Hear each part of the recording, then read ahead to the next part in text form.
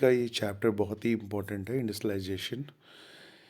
इस चैप्टर को हम ध्यान से समझेंगे बेटा, ध्यान देना और इसको ज़रूर मॉर्निंग में रिवाइज कर लेना। फैक्ट्रीज जो है इंग्लैंड में नाइट 1730s में सेटअप होना शुरू हो गई थी। रिचर्ड ऑकराइट, ये इसने क्रिएट किया था पहला कॉटन मिल इंग्लैंड में। पूछ सकते हैं एमसीक्यूज में, क्या नाम था? रिचर्ड ऑकराइट। जो रॉ कॉटन था वो 2.45 मिलियन पाउंड से 1760 में बढ़ के 22 मिलियन पाउंड्स हो गया था 1787 में। क्यों हुआ था ऐसा इंपोर्ट होना रॉ कॉटन का? क्योंकि ना बहुत सारे चेंजेस हुए थे उस टाइम पे। पहला कारण क्या था? पेस ऑफ जो इंडस्ट्रियल चेंज आया था इंग्लैंड में। ये रीज़न एग्जाम में अक्सर पूछ लिया जाता है। तो फर्स्ट रीज़न क्या था? पॉइंट्स में है, इसको याद ज़रूर करना कि कॉटन जो था बेटा वो लीडिंग सेक्टर था फर्स्ट फेज ऑफ इंडस्ट्रियलाइजेशन में 1840s में। उसके बाद रेलवे का डिमांड शुरू हुआ, फिर आयरन और स्टील इंडस्ट्री का सेटअप तैयार हुआ।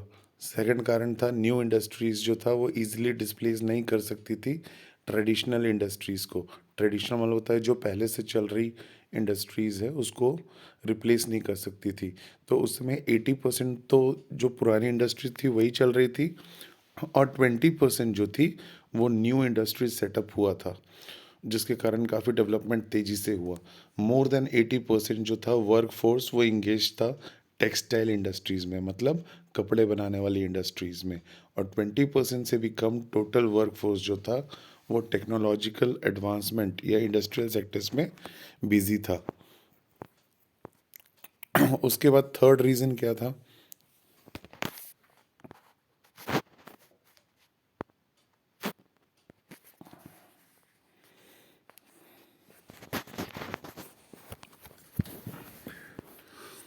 थर्ड रीज़न बेटा, ट्रेडिशनल इंडस्ट्रीज़ जो था वो इंटायरली हमेशा स्टैगनेंट नहीं रहती थी। ट्रेडिशनल इंडस्ट्रीज़ स्मॉल इनोवेशंस जो थे वो जैसे कि food processing, building, pottery, glass work, tanning, furniture making, non mechanised sector, ये सब काफ़ी ज़्यादा डिमांड में रहते थे। चौथा कारण था टेक्नोलॉजिकल चेंजेस जो हुआ वो बहुत ही धीरे धीरे हुआ, स्लोली हुआ। इंडस्ट्रियलिस्ट जो थे वो कॉशियस थे कि भाई, यानी जो इस टेक्नोलॉजीज़ को लेते थे वो भी डाउटफुल रहते थे कि पता नहीं इससे हमें फ़ायदा होगा या नहीं होगा। Case of steam engine, James Watt ने इम्प्रूव्ड किया स्टीम इंजन जो कि प्रोड्यूस्ड होता था न्यू कॉमन, और उसने पेटेंट करा लिया न्यू इंजन को अपने नाम से 1781 में। उसके बाद मैथ्यू बोल्टन इसने मैन्युफैक्चर किया नया मॉडल। उसके बाद इसको कोई बायर्स नहीं मिल रहा था, कोई ख़रीदने वाला नहीं मिल रहा था। इसने मैन्युफैक्चर तो कर दिया था नया मॉडल, पर कोई ख़रीदने वाला नहीं था क्योंकि लोग डाउटफुल थे इसको लेके अभी भी मन में। उसके बाद कॉटन इंडस्ट्रीज़, वुल इंडस्ट्रीज़ और रेस्ट जो था mining, canal works, iron works, ये भी शुरू हो गया था। उस तरह से स्पिनिंग फैक्ट्री पहला सेटअप हुआ 1830 में। और देख सकते हो बड़े बड़े से व्हील कैसे स्टीम पावर को मूव कर रहे हैं। उसके बाद 100 ऑफ स्पिंडल्स जो है मैन्युफैक्चर्ड थ्रेड इसी से तैयार होते थे। उसके बाद कोई शॉर्टेज नहीं था ह्यूमन लेबर का ब्रिटेन में, है ना। जैसे इंडिया में पॉपुलेशन बहुत है तो यहाँ भी लेबर की कोई कमी नहीं है, इजीली अवेलेबल हो जाती है इंडिया में, चाइना में। उसी तरह उस वक्त ब्रिटेन में भी काफ़ी ज़्यादा ह्यूमन लेबर्स अवेलेबल थे जो इंडिया से ही जाते थे काम करने के लिए इंग्लैंड में। पुअर जो किसान थे, वेग्रेंट्स थे, वो सिटीज़ में मूव होते थे काम की तलाश में। इंडस्ट्रियलिस्ट जो थे वो प्रेफर करते थे वर्क करना, क्योंकि वो प्रेफर करते थे हैंड लेबर स्टीम पावर की जगह पे। क्योंकि हैंड लेबर में क्या होता है, स्किल्स होता है, छोटे से छोटी बारीकियों का ध्यान दिया जाता है, इसलिए लोग जो है हैंड स्किल्स चीज़ों को ज़्यादा पसंद करते थे एज़ कम्पेयर टू मशीन से बनी हुई चीज़ों को। उसके बाद क्या कारण था? तो कारण ये था बेटा, क्योंकि प्लेंटी बहुत सारा लेबर जो था वो कम दाम में काम करने के लिए रेडी हो जाता था, कम वेजेस पे, कम सैलरी पे।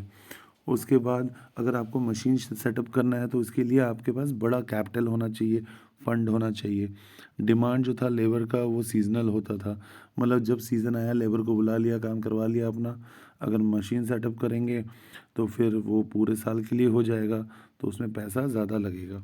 मशीन्स जो थे वो प्रोड्यूस करते थे एक ही तरह के चीज़ें, है ना, जिसको हम बोल सकते हैं यूनिफॉर्म और स्टैंडर्डाइज्ड गुड मास मार्केट के लिए। जबकि जो हैंड से बनी हुई चीज़ें होती हैं उसमें क्या होता है, बहुत ध्यान दिया जाता है। उसके बाद कंट्रीज़ जिसमें लेबर शॉर्टेज था, जैसे अमेरिका में, वो ये मैकेनिकल पावर यूज़ करता था ताकि ह्यूमन लेबर जो है उसको कम किया जा सके। ब्रिटेन लेकिन उसको कोई प्रॉब्लम नहीं थी ह्यूमन हैंड्स को हायर करने में। उसके बाद लाइफ ऑफ द वर्कर्स कैसा था इस इंडस्ट्रीज़ में, तो वर्कर्स बेटा अबेंडेंस ऑफ लेबर जो था मार्केट में, उससे उनकी ज़िंदगी काफ़ी प्रभावित हुई। पीपल जो माइग्रेट होते थे कंट्री साइड से टाउन्स में जॉब्स के लिए, तो उनको जॉब कम मिलने लग गया, है ना। उसके बाद जब उनको जॉब मिल जाता था तो जॉब मिलना भी इतना इजी नहीं होता था, और वो डिपेंड होता था कि उनका फ्रेंडशिप कैसा है या रिलेशन कैसा है। बहुत सारे जॉब सीकर्स जब थे उनको हफ्तों तक वेट करना पड़ता था और रातें गुजारनी पड़ती थी, चाहे ब्रिज के नीचे, चाहे नाइट शेल्टर्स में। उसके बाद जो सीजनैलिटी ऑफ वर्क जो था, बहुत सारी इंडस्ट्रीज़ मतलब लॉन्गर ड्यूरेशंस के लिए बिना काम के जो कि क्रिएट करते थे सीजनल अनएम्प्लॉयमेंट। तो पुअर जो थे वो स्ट्रीट्स दोबारा गलियों में पहुंच जाते थे, और सीज़न ओवर सीज़न उसके बाद फिर वो दूसरा जॉब ढूंढना शुरू कर देते थे। लेकिन इसमें एक चीज़ देखना होगा कि उस समय जॉब चाहे किसी को मिल गई है तो सैलरी जितनी थी वो तो उतनी ही रहती थी, और हल्की सी बढ़ भी गई है, लेकिन अगर उनकी सैलरी बढ़ी है तो महंगाई उससे कई गुना ज़्यादा बढ़ जाती थी। तो एक तरह से उनका डेवलपमेंट हो नहीं रहा था मज़दूरों का।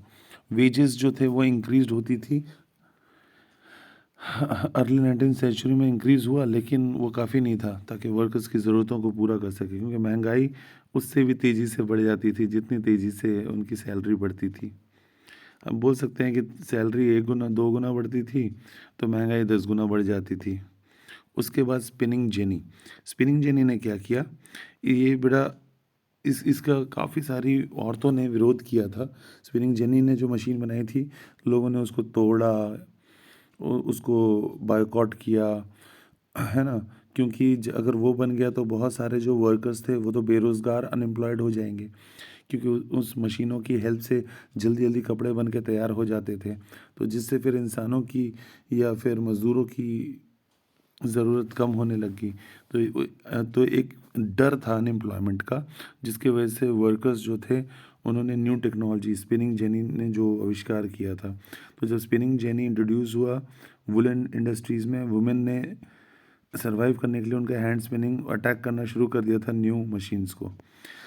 और 1840 के बाद बिल्डिंग एक्टिविटी काफ़ी इंटेंसिफाई हो गया सिटीज़ में, और ओपनिंग जो था वो उसकी वजह से अपॉर्चुनिटी एम्प्लॉयमेंट का काफ़ी बढ़ा। तो कंस्ट्रक्शन वर्क जो सिटीज़ में था, जैसे कि road, new railway station, railway lines, tunnels, खड्डा खोदना, रिवर्स एम्बांकमेंट, ये इसकी वजह से थोड़ा सा अनएम्प्लॉयमेंट से रिलीफ मिला, आराम मिला लोगों को, क्योंकि उनको जॉब वहाँ मिल गई आराम से। तो वाइब्रेंट सी ट्रेड ऑपरेट जो होता था वो मेन प्री कॉलोनियल पोर्ट्स पे होता था। सूरत, गुजरात कोस्ट कनेक्टेड था इंडिया में गल्फ़ में और रेड सीट पोर्ट्स में।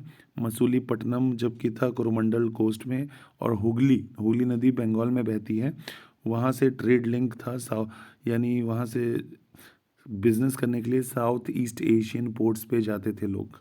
वैरायटी ऑफ इंडियन मर्चेंट्स और बैंकर्स जो थे वो इन्वॉल्व थे इस नेटवर्क ऑफ एक्सपोर्ट ट्रेड में, फाइनेंसिंग, प्रोडक्शन, गुड को कैरी करना, एक्सपोर्टर्स को सप्लाई करना, ये सब काम में बिजी होते थे लोग।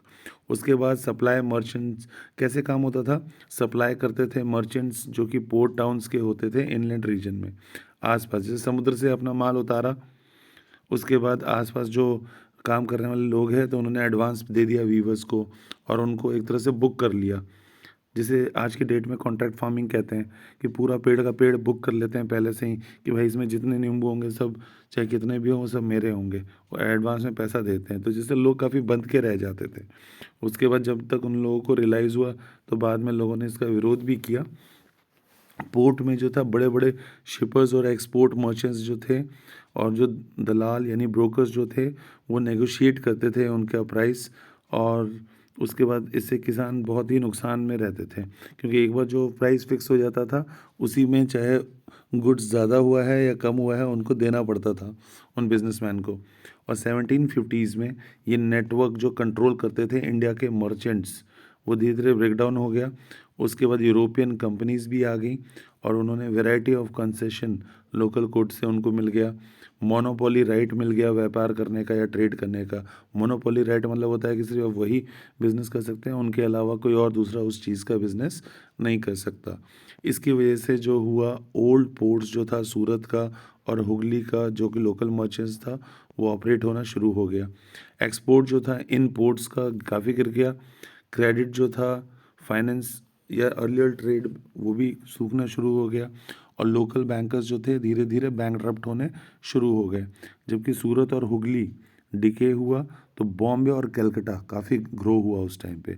तो सूरत एंड हुगली में वहाँ के लोगों को घाटा हुआ और बॉम्बे एंड कलकत्ता वहाँ के लोगों को फ़ायदा हुआ।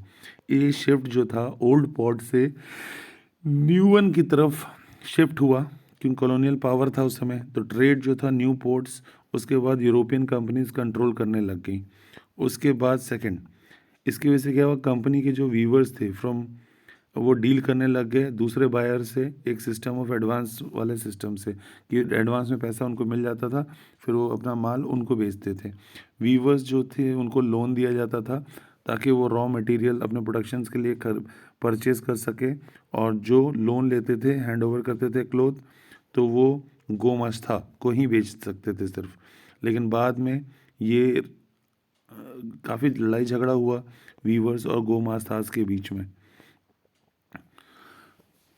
उसके बाद वीवर्स जो थे उन्होंने गांव के गांव खाली कर दिए और माइग्रेट हो गए, दूसरी जगह चले गए। और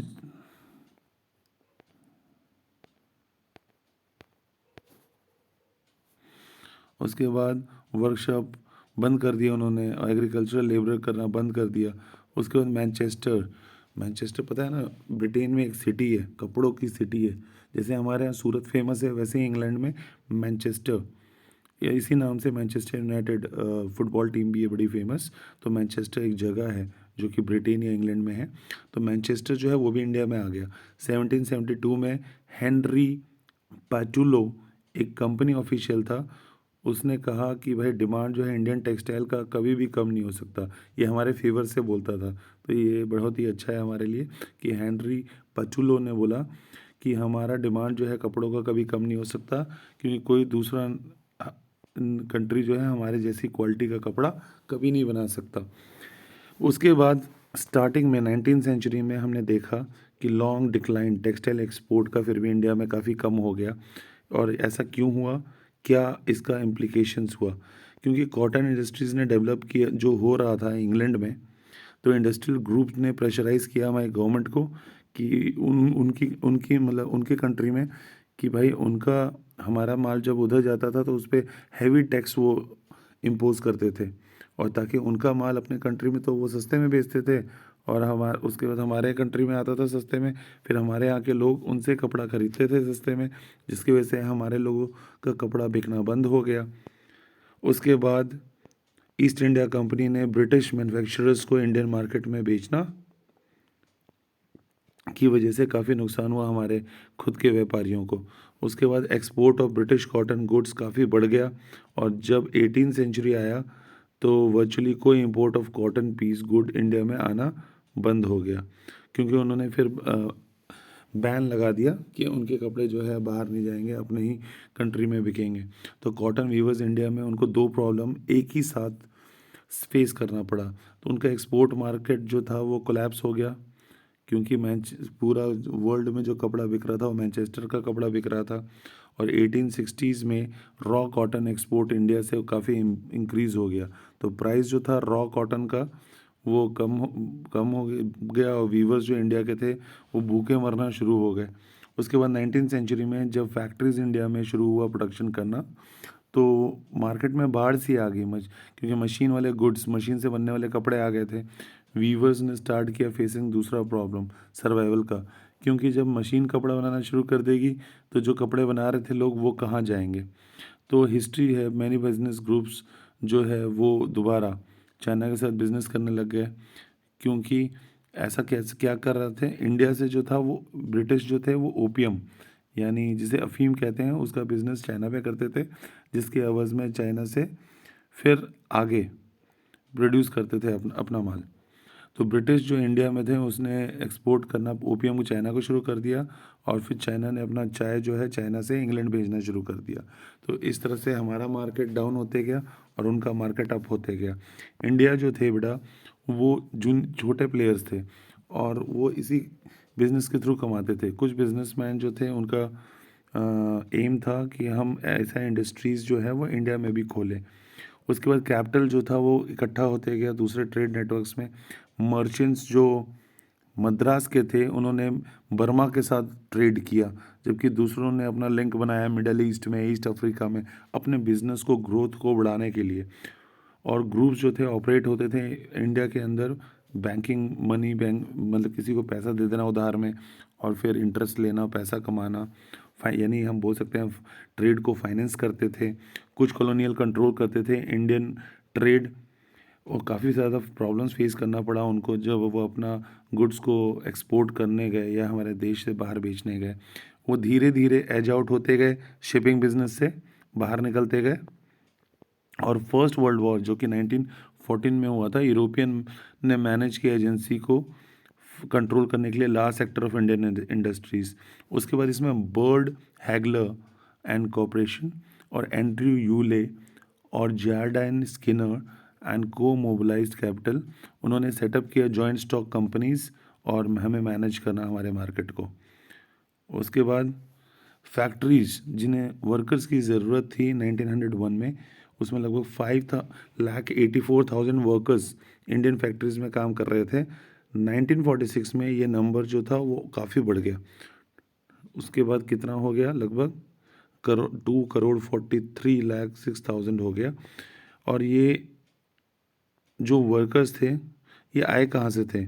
वर्कर्स जो थे बड़ा वो डिस्ट्रिक्ट्स जो कि इंडस्ट्रियल रीजन्स के अराउंड थे, अनएम्प्लॉयड किसान थे, यानी बेरोज़गार किसान, आर्टिसंस जो भी इनमें थे। और जैसे जैसे एम्प्लॉयमेंट का न्यूज़ फैला, वर्कर्स जो थे काम करने वाले वो ट्रैवल करना शुरू कर दिए दूर दूर कि उन्हें काम मिलेगा मिल्स में, और यूनाइटेड प्रोविंसेस टू बॉम्बे में, कैलकाटा में।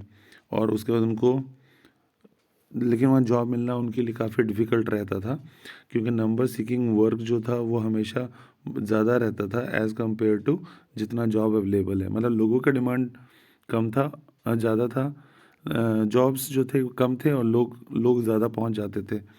नंबर ऑफ़ फैक्ट्री वर्कर्स जो थे वो काफ़ी बढ़ गए थे ओवर टाइम, और स्मॉल प्रोपोर्शन जो था टोटल इंडस्ट्रियल वर्कफोर्स का। जब लोग बढ़ जाते हैं तो फिर उनकी सैलरी कम हो जाती है, क्योंकि बाकी जिन्हें जॉब करना है तो वो कम पैसों पे रेडी हो जाते हैं उसी उसी सेम काम को करने के लिए। इंडस्ट्रियलिस्ट जो थे वो यूजली एम्प्लॉय करते थे एज जॉबर। तो इंडस्ट्रियलिस्ट यूजली एम्प्लॉयड करते थे एज जॉबर। जॉबर का मतलब क्या हुआ, जिसे आज की डेट में हर इंडस्ट्री में एक एचआर होते हैं। तो एचआर यानी ह्यूमन रिसोर्सेज वाले, यानी वो इंटरव्यू लेते हैं कि हाँ, फिर उनको सिलेक्ट करते हैं। तो उस समय एचआर नहीं होता था, एचआर की जगह पे होते थे जॉबर, जो जॉब दिलवाते थे लोगों को। पेकुलरिटीज़, इंडियन ग्रोथ में पेकुलरिटीज़ क्या क्या थी बेटा? यूरोपियन मैनेजिंग एजेंसीज जो थी उन्होंने इस्टेब्लिश किया टी और कॉफ़ी प्लांटेशन, और उसके बाद इसके लिए उन्होंने सस्ते रेटों पे हमारे देश में लैंड लिया हमारी गवर्नमेंट से और इन्वेस्ट किया माइनिंग में, इंडिगो में, जूट में। उसमें इंडियन बिजनेसमैन ने इंडस्ट्री ग्रोथ किया, इंडस्ट्री सेटअप करना हमारे देश में। उसके बाद प्रोड्यूस किया कोर्स कॉटन यार्न फैब्रिक की जगह पे। कहने का मतलब कोर्स मतलब होता है खुरदरा, और ये गरीब लोग ज़्यादा पहनते हैं।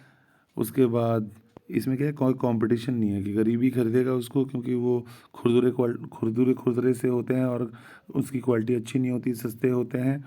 तो इसलिए उसको बाकी चीज़ों से कॉम्पिटिट नहीं करना पड़ता, क्योंकि सस्ते में मिल जाता है। और जैसे जैसे स्वदेशी मूवमेंट, लेकिन जैसे जैसे मोमेंटम गेन करना शुरू किया गांधी जी के टाइम पे, तो नेशनलिस्ट जो थे, मोबिलाइज्ड पीपल, उन्होंने बॉयकॉट करना बाहर के कपड़ों को शुरू कर दिया था। तो इसलिए 1906 में एक्सपोर्ट जो था इंडियन यार्न का चाइना को यानी इंडिया से जो कपड़े जाते थे चाइना में वो कम हो गया एक्सपोर्ट होना, और चाइनीज़ एंड जापानीज़ मिल्स जो था उसमें चाइनीज़ मार्केट ने फिर ज़ोर पकड़ा, चाइनीज़ माल बिकना शुरू हो गया। इसीलिए इंडस्ट्रियलिस्ट इंडिया में उन्होंने शिफ्ट करना शुरू कर दिया। उन्होंने बोला भाई हम यान यान जो है धागे जो हम चाइना में भेज रहे हैं अब जा नहीं रहा, बैन हो गया है, क्योंकि चाइना ने इंडिया से धागे लेना बंद कर दिया था। उन्होंने अपने ही यहाँ पे धागा बनाने वाला इंडस्ट्री डाला और कपड़े भी बनाने लग गए थे। तो हमने भी अपने कॉटन से अपने कंट्री में कपड़े बनाते थे और अपने ही देश में बेचना शुरू कर दिया 1900 और 1912 में। 1912 वही दौर है जब टाइटैनिक डूबा था। फर्स्ट वर्ल्ड वॉर में इंडस्ट्रियल ग्रोथ जो है वो काफ़ी स्लो डाउन हो गया था, क्योंकि कपड़ा इन सब चीज़ों से ध्यान हट के वहाँ के बिजनेसमैन का कहाँ हो गया था, गोला बारूद आयरन स्टील इंडस्ट्रीज़ इस तरफ जोर पकड़ लिया था। तो जिस टाइम पे इंग्लैंड ने कपड़े बनाने कम कर दिए थे तो हमारे देश के लोगों ने कपड़े बनाने ज़्यादा शुरू कर दिए थे ताकि हमारा मार्केट अच्छा हो जाए। तो मैनचेस्टर इंपोर्ट जो था इंडिया में, तो मैनचेस्टर के कपड़े इंडिया में आने बंद हो गए। तो हमारे इंडिया के लोगों ने अपने ही देश में फैक्ट्री खोल ली ताकि हम अपने धागों से ही कपड़े बना के अपने लोगों की ज़रूरतों को पूरा कर सके। इंडियन फैक्ट्रीज जो थे उनको एक टाइम पे सप्लाई वॉर नीड, तो टाटा जो कंपनी है टाटा एंड स्टील इंडस्ट्री, तो स्टील की ज़रूरत होती है, आयरन की ज़रूरत होती है वॉर के टाइम पे तोप बनाने के लिए, गोला बारूद तलवार है ना, और वॉर वेपन्स बनाने के लिए, और आर्मी के लिए leather boots tent uniforms boot ये सब बनाने के लिए। तो जिसकी वजह से स्मॉल स्केल इंडस्ट्रीज़ जो है वो प्रीडोमिनेट हुई। तो फैक्ट्री इंडस्ट्रीज़ जो थे वो धीरे धीरे ग्रू करी जब वॉर हुआ, लेकिन लार्ज इंडस्ट्रीज़ जो था उन उसमें स्मॉल सेगमेंट जो था इकोनॉमिक का इन्वॉल्व था। स्मॉल स्केल प्रोडक्शंस जो है वो प्रीडोमिनेंट रहा। कुछ स्मॉल प्रोपोर्शंस जो थे टोटल इंडस्ट्रीज लेबर फोर्स वो वर्क करते थे रजिस्टर्ड फैक्ट्रीज़ में 5% 1911 में, जबकि वो बढ़ के 10% हो गए थे 1931 में। Handicraft production actually 20th century में काफ़ी फैला। हैंडीक्राफ्ट प्रोडक्शन मतलब हाथ से बनने वाली वस्तु डिमांड में थे। बाद में हैंडलूम क्लोथ प्रोडक्शंस धीरे धीरे एक्सपेंड हुआ, और ये हुआ कैसे, ये पार्टली हुआ थोड़ा क्योंकि टेक्नोलॉजी में चेंज आया था उस टाइम पे। सेकंड डिकेड जो था 20th सेंचुरी का, वीवर्स ने वो लूम्स बनाना शुरू कर दिया था ताकि एक फ्लाई शटल बनाया गया। फ्लाई शटल में कपड़े बनते हुए देख सकते हो। इसकी वजह से प्रोडक्टिविटी वर्कर का काफ़ी बढ़ गया और उसकी वजह से प्रोडक्शन काफ़ी तेज़ी से बढ़ा, जिसके कारण लेबर का डिमांड कम हो गया क्योंकि मशीन बन गई थी। उस मशीन को बोलते थे शटल। ये ऐसी मशीन थी कपड़े बनाने वाली मशीन। इस मशीन को शटल कहा जाता है। फ्लाई शटल एक मैकेनिकल डिवाइस है जो वीविंग के काम आता है। इसमें रस्सियाँ और पुलीस लगे रहते हैं, हॉरिजॉन्टल थ्रेड लगा रहता है और काम जल्दी जल्दी हो जाता है, कपड़े जल्दी जल्दी बुन जाते हैं। ठीक है। कुछ ग्रुप्स थे बेटा वीवर्स के जो बेटर पोजीशन पे काम कर रहे थे, जो कि मिल इंडस्ट्रीज़ के कंपैरिजन में कुछ प्रोड्यूस करते थे। इसमें से कुछ इंडस्ट्रीज़ जो थे वो कोअर्स क्लोथ यानी खुरदुरे क्लोथ बनाते थे, जबकि कुछ जो थे वो फाइन वैरायटी के बनाते थे। कोअर्स क्लोथ में क्या होता था, सिर्फ गरीब लोग खरीदते थे खुरदुरे वाले कपड़े। तो इसका डिमांड जो था वो फ्लक्चुएट होते रहता था, क्योंकि एक गरीब आदमी कपड़ा कहाँ से खरीदेगा, जब उसके पास पैसा होगा तो वो खरीद लेगा, जब नहीं रहेगा तो बोलेगा छोड़ो क्या खरीदना।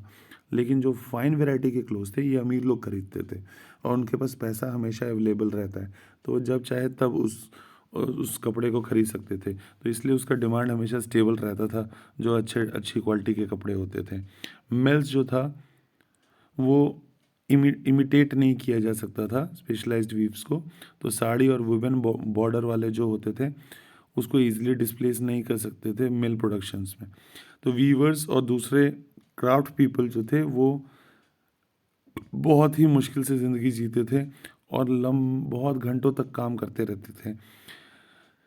उनको वर्क करना पड़ता था अलग अलग स्टेजेस में, और ताकि प्रोडक्शन प्रोसेस पे कि अगर प्रोडक्शन बढ़ गया है तो काम ज़्यादा घंटे ओवर टाइम भी करना पड़ता था। उसके बाद मार्केट फॉर गुड्स जो था, तो उस समय जो अपना कोई भी प्रोडक्ट था उसको मार्केट बनाने के लिए पोस्टर बनाते थे वो, या एडवर्टाइजमेंट निकालते थे, या लेबल्स लगाते थे, या इमेज, भगवान की इमेज बना देते थे, या प्रिंटिंग कैलेंडर्स बना के तैयार कर देते थे ताकि अपने प्रोडक्ट को प्रमोट कर सके वो। तो ये सब वेरियस मेथड थे जिसकी वजह से वो अपना प्रोडक्ट को एडवर्टाइजमेंट करते थे। जैसे कभी गॉड का फिगर बना देते थे, या किसी राजा महाराजा का बना देते थे। तो इंडियन क्लोथ का लेवल ऐसा था, देखो जैसा दिख रहा है ना लेफ्ट में, ऐसा था इंडियन क्लोथ का, भगवान बना दिया और बगल में कपड़े। एडवर्टाइजमेंट जो था वो व्हीकल बन गया था नेशनलिस्ट मैसेज, स्वदेशी मूवमेंट को आगे बढ़ाने का एक। और इस चैप्टर में यही है बेटा। आई होप सो ये चैप्टर आपको समझ में आ गया होगा। Thank you very much.